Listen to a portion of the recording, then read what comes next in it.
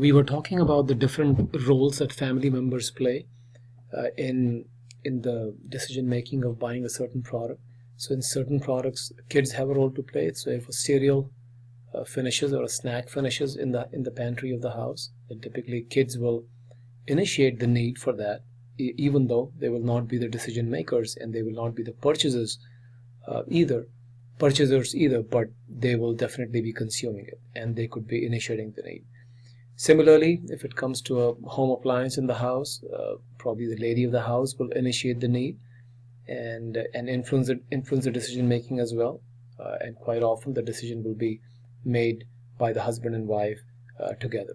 Uh, you think of something else, another product such as a toothpaste in the house, or even a high value purchase such as a car in the house, or an investment or an insurance policy.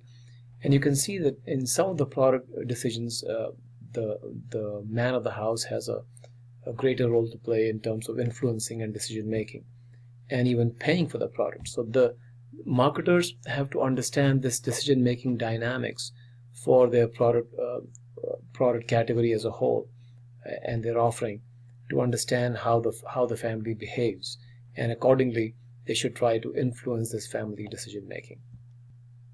Another demographic variable that marketers have paid attention to is called the social class. And this variable actually came up because marketers noticed that even though customers were in the same income group, they were all making approximately the same money, they behaved very differently in their consumption patterns. And that is where they figure out that uh, the one variable that has a disproportionate level of influence on consumers' decision making is not really income only, but it's that of social class, which social class that they belong to. And to clarify, it's a group of people who have a similar standing in society, and this standing is comprises of more variables than simply income. So it comprises of what you do, what's your level of education, or where you live, and the kind of housing.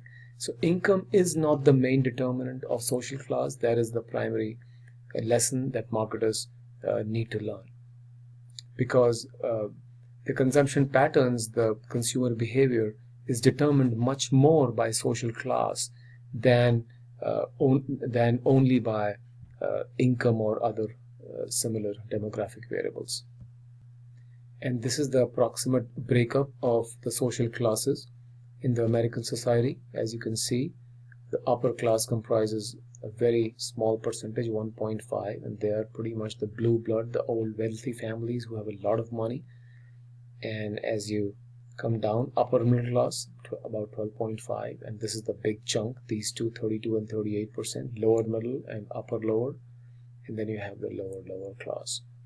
And you can see that the blue collar workers who fall under the upper lower class, the working class, they often make pretty good amount of money, but they are different in terms of social class compared to the business people, the teachers and office workers.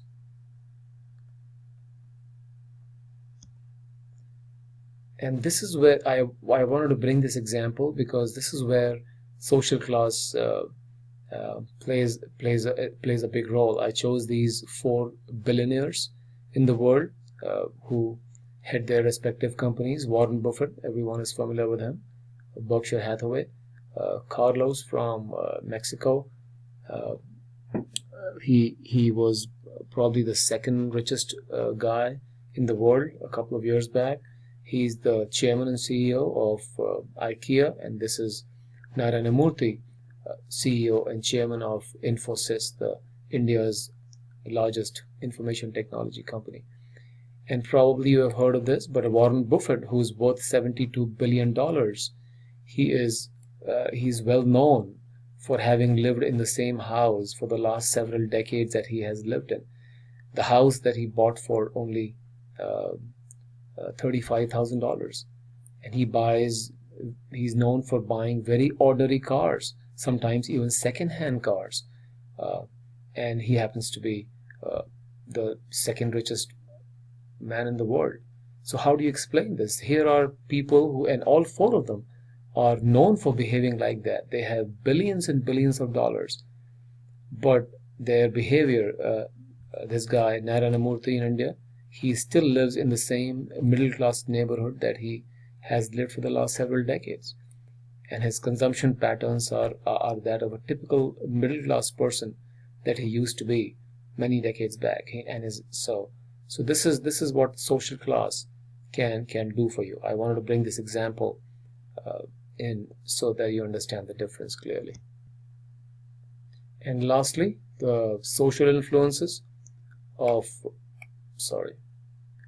culture, reference groups, and opinion leaders. They play a role in consumers' decision making. We all know that culture has a huge impact from country to country. People live their lives differently, and every marketer needs to understand in detail what the culture is like.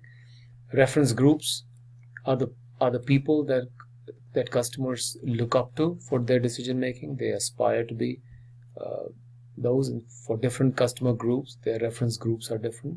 For some customers, reference groups are